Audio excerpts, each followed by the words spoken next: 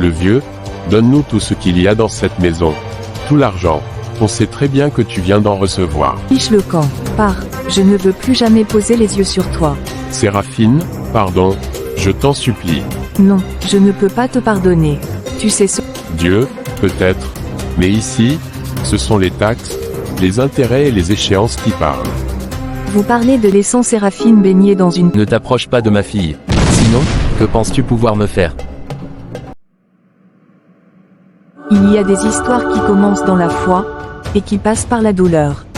Des histoires où tout s'effondre, où Dieu semble silencieux, et où le cœur est tenté d'abandonner. Que fais-tu quand tu as tout perdu? Quand la prière ne semble plus fonctionner? Quand le pardon paraît impossible? Reste jusqu'à la fin, car cette histoire pourrait bien transformer ta manière de voir Dieu, et ta manière de voir les autres.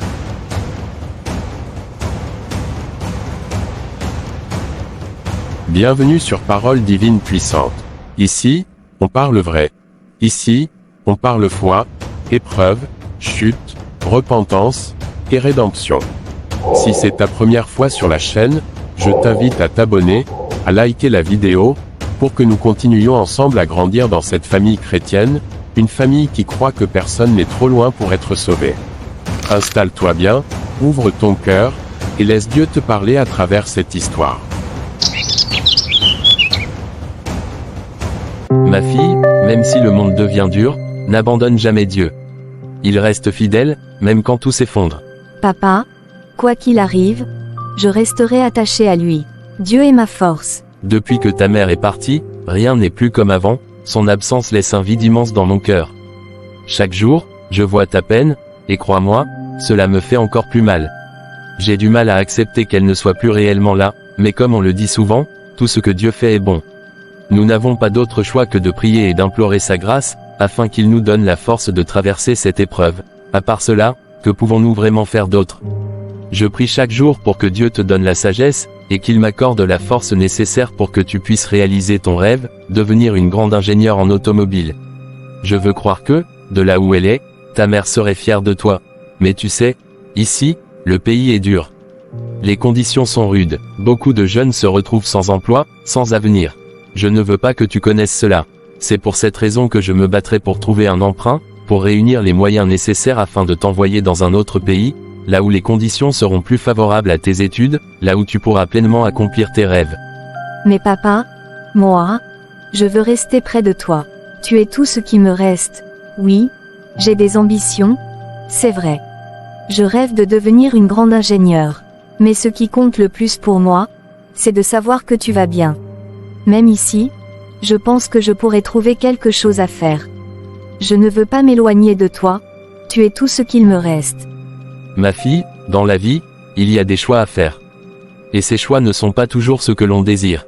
Il y a des sacrifices que l'on accepte pour atteindre ses objectifs. Mon plus grand bonheur serait de te voir accomplir pleinement tes rêves. Et même si tu pars, ce n'est pas comme si nous coupions les ponts. Tu resteras toujours ma fille. Nous resterons en contact. Un jour, lorsque tu auras acquis les connaissances et les ressources nécessaires, tu pourras revenir ici pour contribuer au développement de notre pays. Car tu l'as dit toi-même, ici, la vie est rude. Le chômage est à son comble, et ces injustices sociales transforment parfois de bonnes personnes en personnes amères, voire mauvaises. Beaucoup de jeunes n'ont d'autre choix que de partir pour survivre. Papa, pourquoi la vie est-elle si injuste? Pourquoi tout paraît si dur alors que nous travaillons chaque jour, que nous nous battons chaque jour? Non, ma fille, ne dis pas que la vie est injuste. Dieu sait pourquoi il permet chaque chose. Il faut garder la foi et l'espérance en lui. Je n'aime pas t'entendre parler ainsi. Ces paroles ne te ressemblent pas. Dis-toi toujours que tout ce qui arrive a une raison, même si nous ne la comprenons pas encore. Ma fille, je ne me sens pas très bien. Mon cœur est bizarre, je pense que je devrais aller me coucher. Papa, j'espère que tu ne tombes pas malade. Peut-être devrais-tu consulter un médecin. Non, je ne pense pas que ce soit nécessaire. Mais je ne sais pas pourquoi je ressens cela, je me sens vraiment étrange. Alors prions. Papa, confions tout cela à Dieu. Cette nuit-là, père et fille finirent par se coucher. La maison était silencieuse, mais les cœurs, eux, étaient lourds d'inquiétude. Les jours passèrent. Après de longues démarches, des refus répétés et des nuits sans sommeil, Le père parvint enfin à obtenir un emprunt auprès de la banque. Un prêt arraché au prix fort, car pour l'obtenir, il avait dû engager leur maison, et mettre en garantie presque tout ce qu'il possédait encore. Ce qu'il ignorait, c'est que depuis plusieurs jours, des regards le suivaient dans l'ombre. Des pas silencieux. Des visages cachés. Un groupe de bandits l'avait repéré. Il connaissait ses allées et venues, ses habitudes, et surtout, l'argent qu'il venait de recevoir. Tandis que le père pensait tenir enfin une lueur d'espoir, le mal, lui, préparait déjà son plan. Car parfois, quand on croit que le ciel s'ouvre, l'épreuve ultime se prépare dans le silence. Cette nuit-là, personne ne savait encore que le destin de cette famille allait basculer à jamais.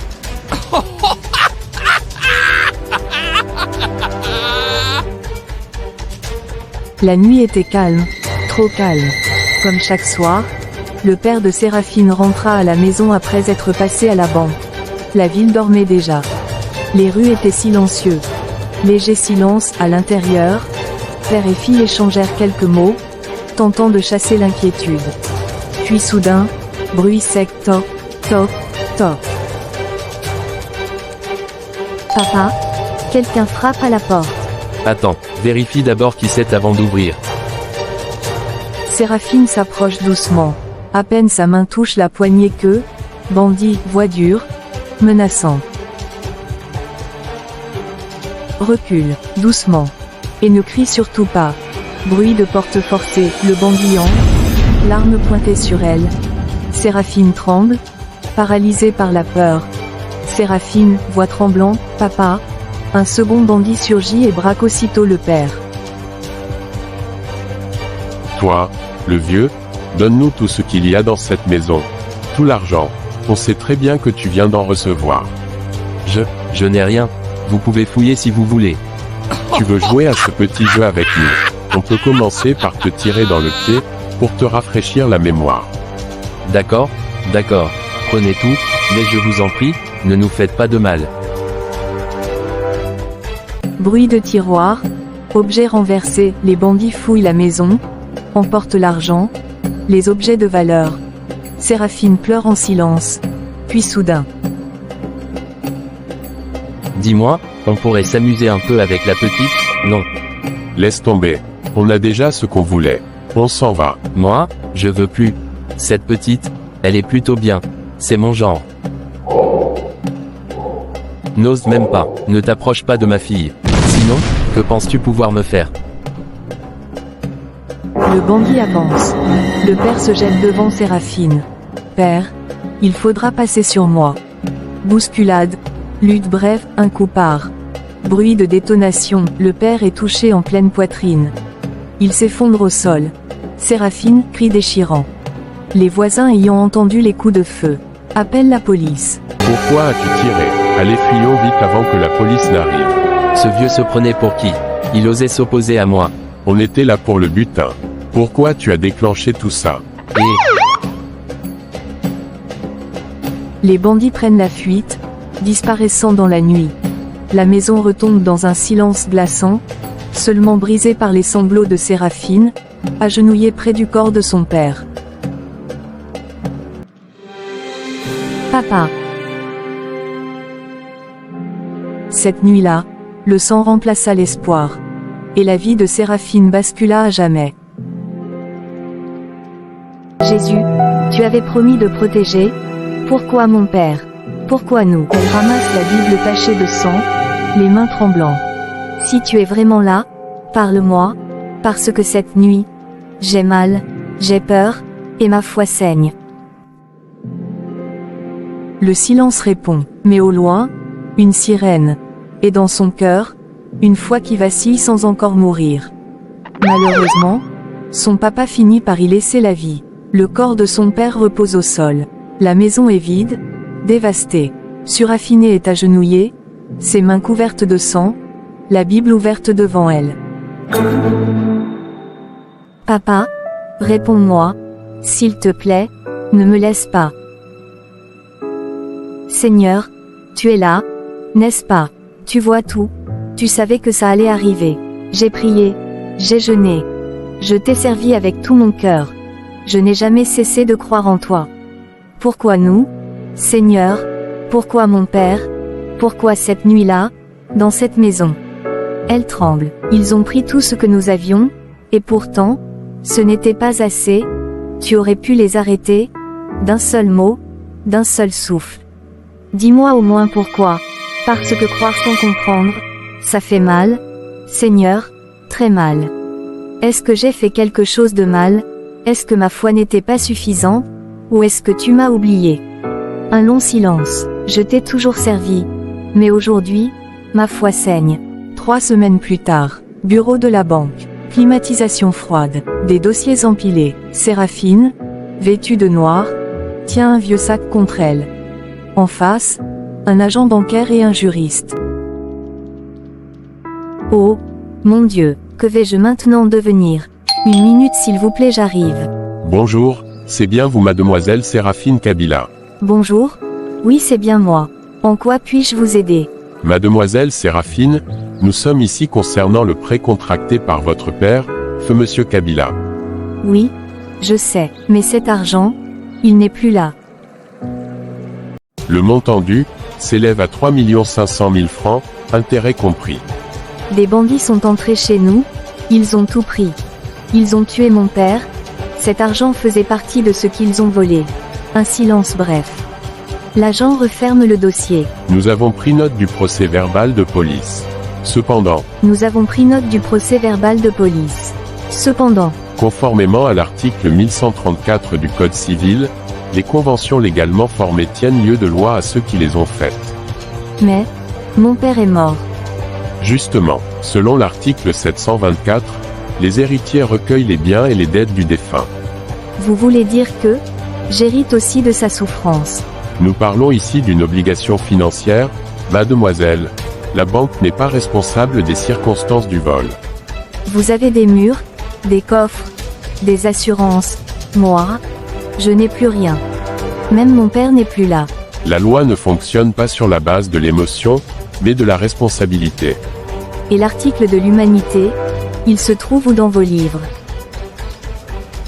Mademoiselle, la banque vous accorde un délai exceptionnel de 14 jours. Et après? En application de l'article 2119, la maison servant de garantie sera saisie et deviendra propriété de la banque. C'est la seule chose qui me reste de lui. Nous vous conseillons de trouver une solution rapidement. Vous appelez ça une solution. Moi, j'appelle ça m'enterrer vivant. Mon père croyait que la justice protégeait les faibles. Aujourd'hui, je découvre qu'elle écrase ceux qui sont déjà à terre. Je ne fais que mon travail, mademoiselle. Nous ne pouvons pas fonder nos principes sur les émotions, sous peine de fermer. Et si cela venait à arriver, vous n'imaginez pas le nombre de personnes qui seront au chômage. De ce fait, plusieurs familles seraient en difficulté. D'accord, j'imagine. L'agent de la banque s'en va. Séraphine referme la porte, le cœur chagriné et apeuré. 2 semaines. 2 semaines pour choisir entre perdre une maison, ou perdre complètement la foi avec. La nuit est tombée. La maison est silencieuse. Séraphine est seule, assise sur le sol, le dos contre le mur. Une bougie vacille. Elle lève les yeux vers le ciel. Séraphine, la voix tremblante. Seigneur, m'as-tu oublié? Elle essuie ses larmes, mais elle continue de couler. Tu sais bien que je n'avais que mon père. Il était mon refuge, mon soutien, ma sécurité. Sa voix se brise. Maintenant qu'il est mort, que vais-je faire? Seigneur, à qui vais-je parler quand la peur viendra la nuit? Elle serre ses bras contre elle.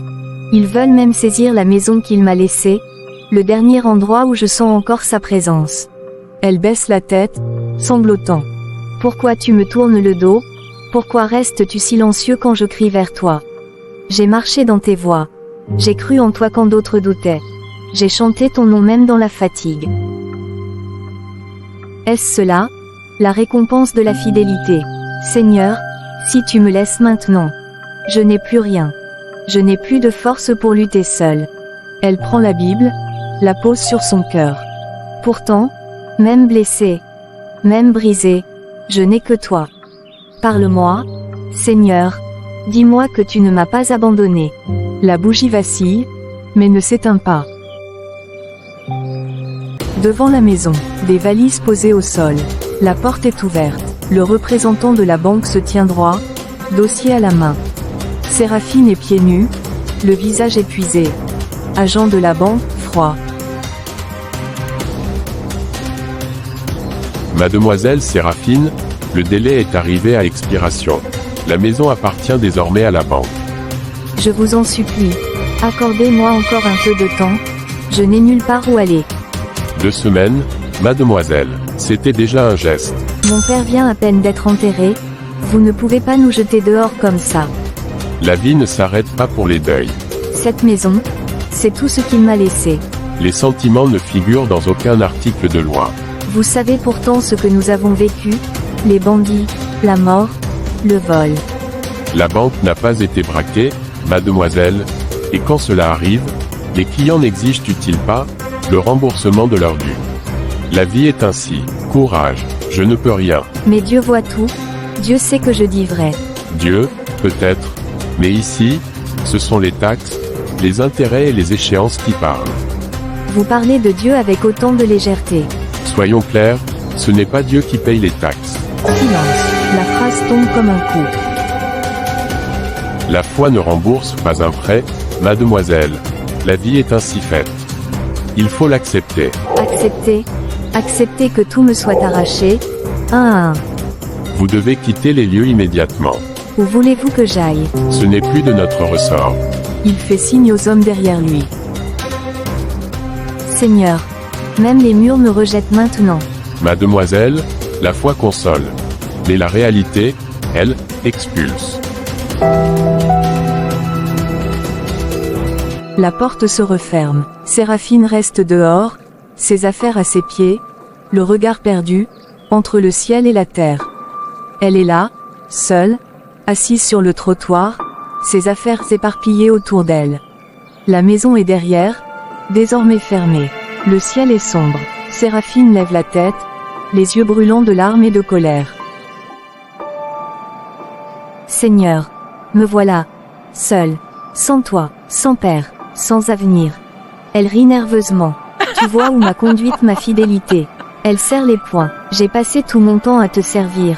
Pendant que les autres vivaient, riaient, profitaient. Moi, je priais. Ils se moquaient de moi, Seigneur. Ils disaient que je vivais dans un autre monde. Que j'étais trop droite, trop naïve, trop chrétienne. Un silence. Elle reprend, plus fort. Mais je continuais. Je voulais respecter tes lois, tes règles, tes commandements. Je croyais qu'il y avait une récompense au bout de l'obéissance. Elle frappe le sol de la main. Où étais-tu quand ils ont tué mon père? Où étais-tu quand on m'a jeté dehors comme une étrangère? J'ai tout donné, et tu ne m'as rien rendu. Elle essuie ses larmes avec colère.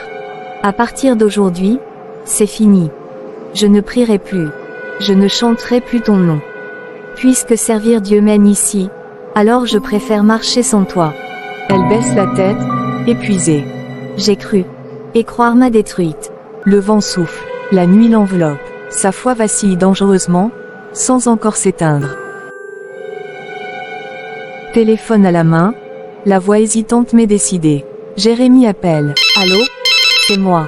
Dis-moi, le travail dont tu m'avais parlé, au bar, est-ce que le poste est toujours disponible? Un silence à l'autre bout du fil. Attends, toi, Séraphine, la toute sainte, celle qui parlait toujours de Dieu, de principe, de morale. Oui, c'est bien moi. J'aurais juré que tu ne ferais jamais ce genre de choses. Tu disais toujours que ce monde-là n'était pas le tien. C'était une ancienne version de moi. Ah oui, et qu'est-ce qui a changé? J'ai compris ce que c'est que le monde. J'ai compris que les prières ne paient pas le loyer, et que la fidélité ne protège pas de la rue. Un court silence, puis un léger rire à l'autre bout. J'aime t'entendre parler comme ça. Tu as enfin les pieds sur terre. Dis-moi juste une chose, le poste est toujours là, oui ou non? Oui, passe me voir ce soir. Chez moi, on en parlera. D'accord, j'arrive. Tu vois, le monde sait accueillir ceux qui arrêtent de rêver. La ligne se coupe. Séraphine baisse lentement le téléphone. J'ai arrêté de rêver, ou j'ai juste arrêté de croire? Quelques jours après, une rue presque vide. La nuit, Séraphine, le bandit, marche d'un pas lourd. Son regard tombe sur un livre usé, posé près d'un caniveau. Peut-être un carnet, ou un truc qui mène à un gros butin. Il glisse le livre sous son bras et continue. Plus tard, chez lui, une ampoule nue éclaire la pièce. Il s'assoit et ouvre le livre. Je regarderai mieux, une fois chez moi. Fronçant les sourcils, une Bible.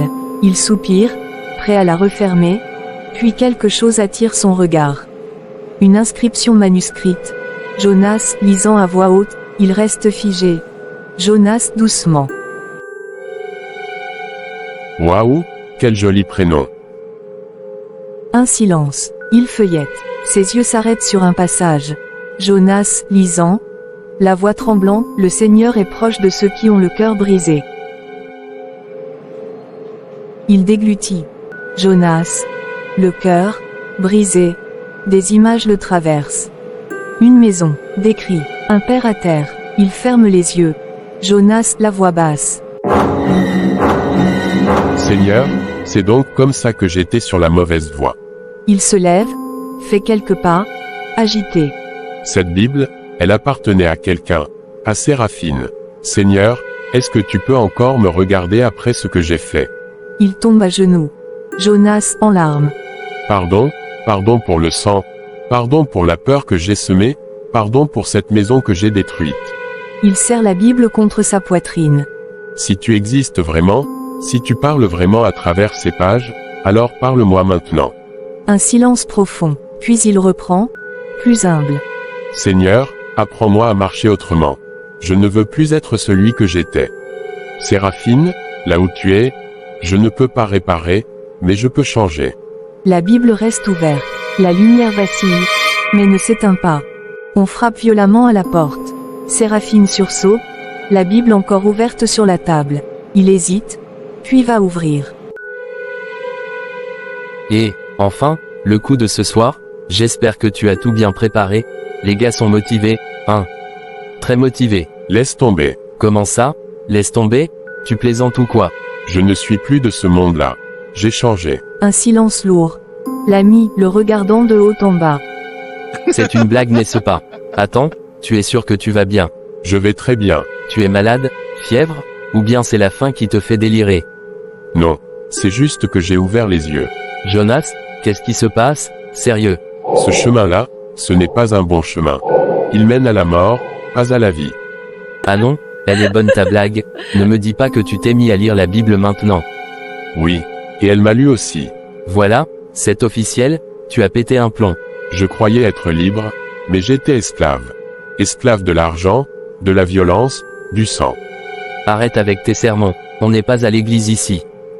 Justement, c'est pour ça que je te parle. Toi, évangéliser maintenant, toi qui courais devant avec l'arme à la main. Si Dieu a pu me parler à moi, alors il peut encore vous atteindre. Les autres derrière ricanent. Un autre, les gars, laissez-le. La rue l'a rendu fou. L'ami, secouant la tête. Sérieusement, tu nous fais peur. La vraie peur, c'est de continuer sans savoir où on va finir. Silence. L'ami, reculant. Écoute, on va te laisser tranquille. L'ami, avant de partir, d'ici quelques jours, je reviens. Histoire de voir si tout va bien, ou si tu es toujours dans ton délire. Reviens, la porte sera ouverte. La porte se referme. Séraphine reste seule. Il pose sa main sur la Bible.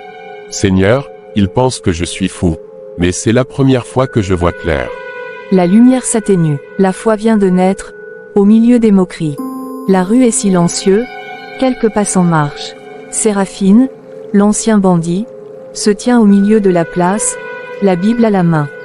Il élève la voix, ferme et vibrant. Jonas. Écoutez-moi, frères et sœurs. Repentez-vous. Repentez-vous, car le royaume de Dieu est proche. Il fait un pas en avant, le regard intense, la voix porteuse. Dieu voit tout ce que vous faites dans l'ombre, vos pensées, vos choix, vos erreurs. Mais il est patient, il est amour, et il veut vous sauver. Un passant ricane, un autre s'arrête, intrigué. Même si tu as été bandit, même si tu as semé la peur et la violence, Même si tu as été un agent du mal, un serviteur du diable, il est encore possible de changer. Oui, possible. Il lève la Bible plus haut, comme pour montrer le chemin. Dépose ton arme, dépose ton orgueil, confesse le nom de Jésus, reconnais tes fautes, et il te relèvera, même si tu penses que tout est perdu, même si le monde te rejette, Dieu ne t'a jamais abandonné. Un murmure se répand dans la foule, des visages s'arrêtent, certains émus. Vous pensez que vos péchés sont trop grands, que vos erreurs sont irréparables? Je vous le dis, non, la miséricorde de Dieu est plus grande que toutes vos fautes. Il s'avance encore, plus ferme, plus passionné. Mes frères, mes sœurs, levez vos mains vers le ciel, confessez votre péché, et laissez Jésus entrer dans votre vie. Aujourd'hui, même le plus perdu peut retrouver la lumière. Aujourd'hui, même le plus dur peut connaître l'amour de Dieu. Une jeune fille, émue, s'arrête et baisse la tête. Un homme regarde ses mains tremblantes, un autre se tait, impressionné par la force de sa conviction. Ne vous fiez pas à vos fautes passées, ne vous découragez pas parce que le monde vous a rejeté. Aujourd'hui est le jour du salut, aujourd'hui est le jour où Dieu tend la main à ceux qui veulent se lever. Il ferme les yeux, la voix presque un souffle de feu. Seigneur, je t'offre ces âmes, touche leur cœur, transforme-les, fais de tes enfants, car il n'est jamais trop tard pour revenir à toi. Le vent passe dans la rue. Les passants restent silencieux, certains curieux, d'autres troublés. La lumière des réverbères semble éclairer la Bible dans ses mains, symbole de miséricorde et de rédemption. Séraphine marche dans une rue animée. Il voit une jeune fille assise sur un banc, regardant son téléphone.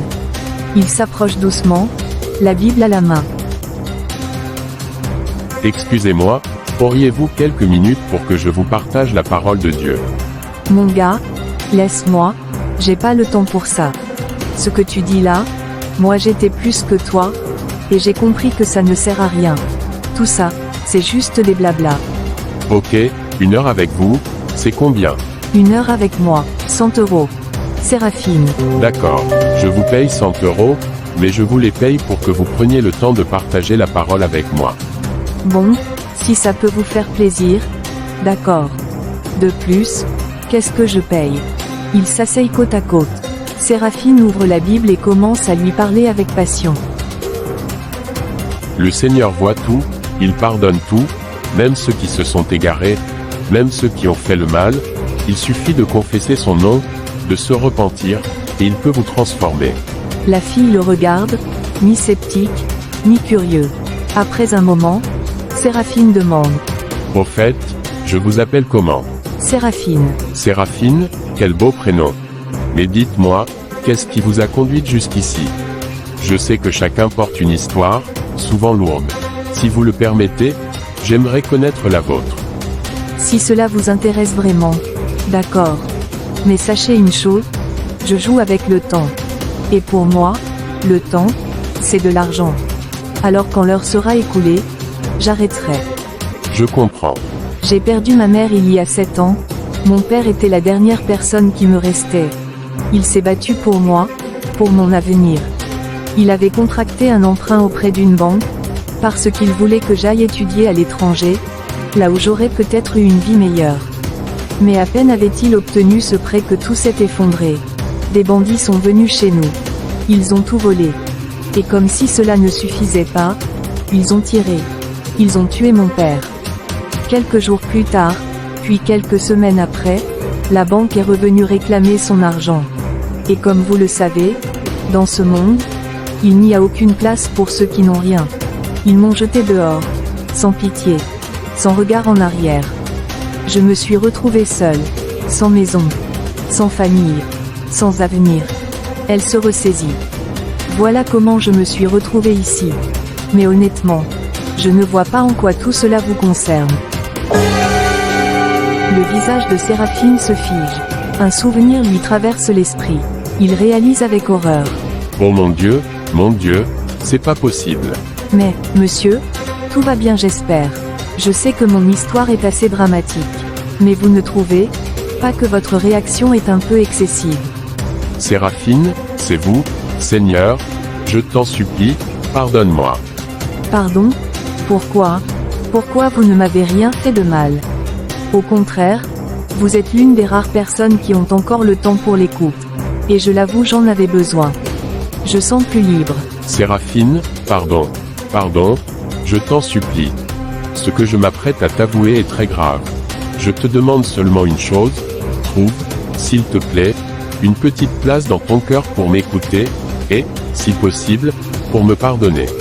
Monsieur, vous êtes sûr que vous allez bien? Vous m'avez payé 100 € simplement pour écouter mon histoire, et maintenant, vous me demandez pardon. Honnêtement, je crois qu'il y a quelque chose qui ne va pas chez vous. Si, je vais très bien. Même très bien. Mais tu sais, le passé, on peut essayer de l'oublier, de le fuir, mais les fautes du passé ne disparaissent jamais vraiment. Il marque un silence. Dis-moi, te souviens-tu du cambriolage chez ton père? Bien sûr que je m'en souviens. Je viens de te dire que des bandits sont entrés chez nous, qu'ils ont pris tout l'argent, et qu'ils ont même tué mon père. Ce soir-là, nous étions 2. Et parmi ces bandits, j'étais là. Silence lourd. Ce n'est pas moi qui ai tiré, mais c'est nous qui avons organisé le cambriolage. Mon Dieu. Elle chancelle, manque de tomber, puis se redresse brusquement. Tu es encore là. Sors d'ici. Pars immédiatement. Je ne veux plus jamais te voir. Fiche le camp. Pars. Je ne veux plus jamais poser les yeux sur toi. Séraphine, pardon, je t'en supplie. Non, je ne peux pas te pardonner. Tu sais seulement ce que tu m'as fait. Toutes les souffrances que j'ai endurées, la perte de mon père, la perte de ma maison, la rue, la solitude, la honte, tout cela, c'est à cause de vous. Et maintenant, tu viens jouer au saint. Tu viens jouer au bienfaiteur. Va faire ta bonne conscience ailleurs. Laisse-moi tranquille. Fiche-moi la paix. Je sais que, par le passé, je n'étais pas une bonne personne. Mais regarde-moi aujourd'hui, le temps, la douleur, et surtout la grâce de Dieu peuvent transformer même le cœur le plus noir. Je ne te demande pas d'oublier. Je te demande seulement, de me pardonner. Séraphine en colère se lève et s'en va, refusant de pardonner à Jonas. Car la plaie saigne encore dans son cœur. Elle s'éloigne rapidement. Jonas reste là, le visage marqué par l'horreur et le remords, les mains tremblantes sur la Bible. Seigneur, j'ai décidé de te servir. Maë, regardez ce que j'avais fait, pardonne-moi, et transforme son cœur. La rue continue de bruisser autour de lui, mais pour Séraphine, le temps semble figé. C'est la confrontation ultime entre son passé de violence et la voie de rédemption qui vient à peine de commencer. Alors, raconte-moi, tu avais l'air toute bouleversée en rentrant. Qu'est-ce qui s'est encore passé? Séraphine, tu n'imagineras jamais. J'ai rencontré un homme, il paraissait gentil, calme. Figure-toi qu'il m'a donné 100 €, juste pour m'écouter parler. 100 € pour écouter. Ah, tu vois comment est ce monde. Même les loups savent se déguiser en agneaux. C'est exactement ça. On a parlé quelques minutes, et puis, d'un coup, j'ai compris. C'était lui. Le bandit. Le criminel. Celui qui est responsable de la mort de mon père. Sérieusement, voilà où on en est maintenant. Les criminels deviennent philosophes, et viennent donner des leçons de morale à leurs victimes. Je te jure, il parlait comme s'il avait tout compris à la vie, comme s'il venait m'enseigner le bien et le mal. Lui, un ancien criminel. Franchement, les gens n'ont plus aucune limite. Ils osent tout. Pourtant, je ne sais pas, quand je le regardais, il y avait quelque chose d'étrange. Dans son regard, une sorte d'innocence. Comme s'il portait un poids énorme. Attention, Séraphine. C'est comme ça que les gens dangereux attendrissent les cœurs. Non, tu as raison. Même s'il regrette, il a fait trop de mal. Je ne peux pas lui parler. Je ne peux pas lui pardonner. C'est à cause de Louis que je souffre encore aujourd'hui. Alors ferme cette porte-là, une bonne fois pour toutes. Certaines blessures ne doivent jamais être rouvertes. Mais parfois, même quand le cœur refuse, la compassion trouve malgré tout un chemin pour s'infiltrer. Jonas est seul, assis sur un banc, la Bible ouverte sur ses genoux. Ses mains tremblent, ses yeux sont rouges, son cœur lourd de remords. La nuit semble écouter sa voix. Jonas à genoux. La voix brisée appelle le ciel à sa consolation. Seigneur, Seigneur Tout-Puissant, regarde ton serviteur, regarde mon cœur, j'ai marché dans l'ombre, j'ai semé la peur, j'ai fait du mal. Il serre la Bible contre sa poitrine. Seigneur, pardonne-moi, pardonne-moi pour chaque injustice que j'ai commise, pour chaque vie que j'ai brisée, pour chaque larme que j'ai fait couler. Autrefois, je t'ai rejeté, j'ai choisi le mal, j'ai suivi le chemin qui mène à la mort, mais aujourd'hui je t'ouvre mon cœur, transforme-moi, Seigneur, purifie mon âme, fais-moi marcher dans la lumière. Sa voix devient plus ferme, emplie de sincérité. Seigneur, je t'offre mon passé, je t'offre mes fautes, je renonce à l'ombre, je choisis ton chemin, je choisis la vie, que mon cœur soit tien, que mon âme te serve, que mes mains ne causent plus de mal. Il ferme les yeux, les larmes coulant librement. Seigneur, je t'implore, aie pitié de moi, aie pitié de mon âme perdue, autrefois. Guide-moi, fortifie-moi, fais de moi un témoin de ton amour. Il se relève lentement, la Bible à la main, le visage illuminé par une paix nouvelle. Aujourd'hui, je ne suis plus celui que j'étais. Aujourd'hui, je marche dans ton chemin, et je proclame à tous que même le plus perdu peut retrouver la lumière, même le plus sombre peut renaître en toi, Seigneur. Le vent souffle doucement, la ville bruisse au loin. Mais pour Séraphine, c'est un nouveau départ. Une âme repentant, un cœur transformé, une vie rachetée par la grâce divine. Séraphine dort profondément. Dans son rêve, une lumière douce envahit sa chambre. Un ange apparaît, rayonnant de paix et de mage. Ma fille, pourquoi ton cœur refuse-t-il de pardonner à celui qui s'est confessé? Séraphine se retourne dans son sommeil, la voix tremblant. Seigneur, Seigneur, comment pourrais-je? Il a tué mon père, il a détruit ma maison, il a fait couler tant de larmes. Je sais, ma fille, et ton chagrin est juste. Mais écoute-moi, n'as-tu pas lu ce que le Seigneur dit dans Luc 17/3-4? Si ton frère pêche contre toi, reprends-le, et s'il se repent, pardonne-lui, même si le mal était grand, le repentir ouvre la porte à la miséricorde. Mais, ange, comment pourrais-je croire qu'il a vraiment changé? Ma fille, souviens-toi de Jean 8h11, où Jésus dit à la femme prise en faute, « Va, et ne pêche plus, même ceux qui ont été esclaves du mal peuvent renaître et devenir serviteurs du Seigneur. » Ce bandit, jadis aveuglé par les ténèbres, vient humblement à Dieu. Il se confesse, il pleure ses fautes, et il te demande pardon. Séraphine ouvre les yeux dans le rêve, fixant l'ange. Mais ange, mon cœur est lourd, je crains de ne jamais y arriver. Le pardon n'est pas un sentiment, c'est une décision. C'est un acte de foi, comme Abraham l'a montré en obéissant à Dieu malgré la peur. Le Seigneur transforme même ceux qui étaient esclaves du mal en serviteurs fidèles. Aujourd'hui, tu as le choix, rester dans le ressentiment, ou libérer ton cœur par le pardon. Ma fille, pardonne-lui, comme le Seigneur t'a pardonné. Ouvre ton cœur à la rédemption de celui qui était perdu. Car le pardon libère celui qui pardonne autant que celui qui est pardonné. Seigneur, je choisis de pardonner, même si c'est difficile. Je choisis de libérer mon cœur, mais pourquoi n'avais-tu pas empêché tous ces malheurs? C'est infiniment dur, ange du Seigneur, dis-moi, pourquoi? Pourquoi n'ai-je pas pu empêcher tous ces malheurs? J'ai tant souffert, j'ai crié vers Dieu jour et nuit, mais il ne m'a jamais répondu. Pourquoi ce silence? Pourquoi moi? Tu as crié, Séraphine? Oui, tu as crié. Mais as-tu attendu que la volonté de Dieu s'accomplisse? Comment attendre? Quand tout s'effondre. Quand la douleur consume le cœur. Quand on se sent abandonné. Tu as décidé d'agir selon ta propre compréhension, oubliant que tu as été créé par lui.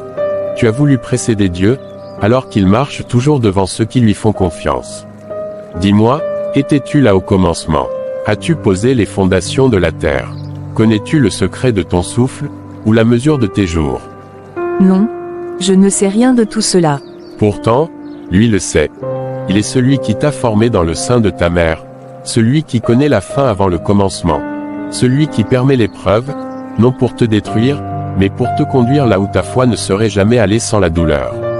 Mais pourquoi fallait-il autant de souffrance? Parce que l'or ne brille qu'après le feu. Parce que la foi véritable naît dans l'attente. Et parce que Dieu ne fait jamais rien sans but. Silence, puis voix plus douce, souviens-toi. Mes pensées ne sont pas vos pensées, et vos voix ne sont pas mes voix, dit l'Éternel. Ésaïe 55/8. Alors, je dois attendre. Oui, attendre, ce n'est pas abandonner. Attendre, c'est faire confiance. Car celui qui a permis l'épreuve est aussi celui qui prépare la restauration. La lumière commence à s'estomper. Pardon Seigneur, je demande pardon pour le mauvais chemin que j'ai pris. Aide-moi aussi. Oui, je te demande pardon, parce que je me suis éloigné de ta voie. Je me suis laissé entraîner par le monde. J'ai commencé à vivre comme ceux qui ne te connaissent pas, pensant trouver la paix ailleurs, mais cela n'a fait que me blesser davantage. J'ai été méprisé, rejeté, condamné. Et pourtant, toi, tu as donné ta vie pour moi. Moi qui méritais la condamnation, tu m'as offert la grâce. Silence, respiration profonde. Seigneur, pardonne-moi. Je reconnais mes fautes, mes révoltes, mes doutes. Mais aujourd'hui, je dois t'avouer quelque chose. Je n'ai pas la force de pardonner à celui qui m'a fait tant de mal. Dieu seul connaît le chemin qu'il a tracé pour toi. Et ce chemin, même s'il passe par la vallée, conduit toujours vers la lumière. Dans son infinie bonté, Dieu est amour et miséricorde. Il attend juste la repentance sincère. Ne te sens pas sale. Même si les hommes te méprisent, garde toujours ceci en esprit, Dieu t'aime et tu es son plus beau trésor. Merci, merci Seigneur. Alors je t'en supplie, Seigneur, donne-moi ton amour, donne-moi ta force, et apprends-moi à pardonner comme toi, tu m'as pardonné. Je te remets mon cœur, mes blessures, et même ma colère. Fais de moi un instrument de ta paix. Amen. L'ange sourit, sa lumière s'intensifie, puis disparaît doucement, laissant Séraphine baignée dans une paix profonde, sentant que son pardon est possible, et que le mal peut être transformé par la grâce. Quelques jours plus tard, une rue presque déserte, Jonas marche, le cœur lourd. Une voix intérieure le pousse. Jonas à voix basse, Seigneur, si tu le veux, alors que ta volonté s'accomplisse. Il lève les yeux. Séraphine apparaît au loin. Jonas s'arrête, hésite. La peur l'envahit, puis il reprend courage. Séraphine, je sais que la dernière fois tu m'as chassé, et je le méritais, mais mon cœur ne trouve aucun repos tant que je ne t'ai pas demandé pardon une dernière fois. Je t'en supplie, pardonne-moi, je sais que je t'ai fait un mal immense, j'étais aveugle, j'étais perdu, je ne connaissais ni la parole, ni la grâce de Dieu. Un jour, alors que je fuyais ma propre conscience, j'ai trouvé une Bible. Elle portait ton nom. C'était la tienne, je le sais aujourd'hui. À travers ces pages, le Seigneur m'a parlé. Il m'a révélé que le chemin que je suivais menait à la mort. C'est là que j'ai compris que je devais changer, me repentir, et demander pardon, avant même d'espérer être pardonné par Dieu. Séraphine tremble, des larmes coulent, le silence est lourd, elle se souvient du rêve, de l'ange. Tu as suivi un mauvais chemin, Jonas, c'est vrai. Et ce chemin m'a coûté mon père, ma maison, mon avenir. Elle inspire profondément. Mais il est écrit, si ton frère se repent, pardonne-lui. Et encore, pardonnez, et vous serez pardonnés. Je ne pourrai jamais oublier le mal que j'ai subi. Mais aujourd'hui, je choisis de pardonner. Non pas par ma propre force, mais parce que Dieu est amour, et qu'il me l'a prouvé. Elle relève la tête, le regard déterminé. Je te pardonne, Jonas. Je libère mon cœur, car le Seigneur a dit, pardonne à ton frère, comme tu voudrais que ton Père céleste te pardonne. Moi aussi, je me suis éloignée de lui. J'ai cru qu'il m'avait oublié. J'ai voulu marcher seul, oubliant que tout vient de lui et que sans lui, nous ne sommes rien. Aujourd'hui, je choisis le pardon. Et par ce pardon, je choisis la vie. Jonas tombe à genoux, bouleversé. Merci Séraphine, gloire à Dieu, car là où le péché a abondé, la grâce a surabondé. La scène se ferme dans un silence habité. Et voilà, Mes frères et sœurs, voici la fin d'une histoire de douleur, de perte et de désespoir, mais aussi de grâce, de pardon et de rédemption. Séraphine, la jeune fille qui avait tant souffert, a trouvé la force, avec l'aide de celui qui fut jadis son ennemi, de se relever. Ensemble, ils ont marché dans la lumière, et Dieu a ouvert pour elle un chemin noble et juste. Elle a trouvé un travail qui lui a permis de devenir indépendant, non par la ruse ou par le mal, mais par le fruit de son labeur et de sa persévérance. Elle a appris que Proverbe 31/17 dit « Elle se ceint de force, et affermit ses bras et c'est exactement ce qu'elle a fait. » Merci de soutenir la chaîne.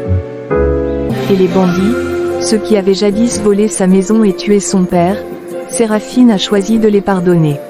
Non parce qu'ils le méritaient, mais parce qu'elle a compris, par la grâce de Dieu, que leur cœur avait été brisé dans l'enfance, et que même le plus perdu peut être ramené à la lumière, comme nous le rappelle Luc 15h20, et il se leva, et alla vers son père. Malgré sa douleur, elle a demandé à Dieu la grâce de pardonner et d'avancer. Et la paix a rempli son cœur. Par la grâce de Dieu, elle a trouvé l'amour véritable et s'est mariée avec un homme qui l'a rendu heureux, respectueux et béni dans tous les aspects de sa vie.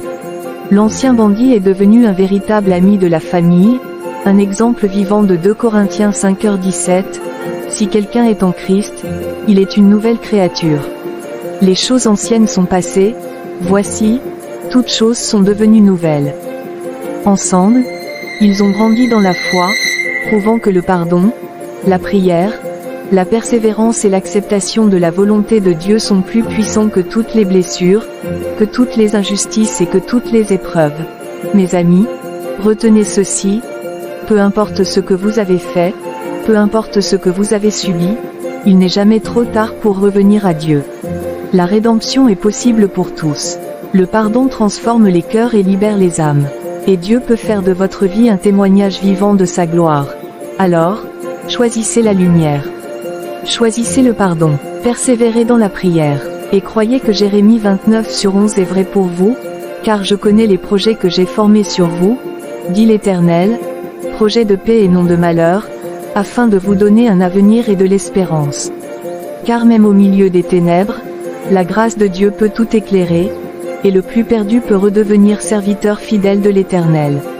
Merci d'avoir regardé, à la prochaine pour autre belle histoire.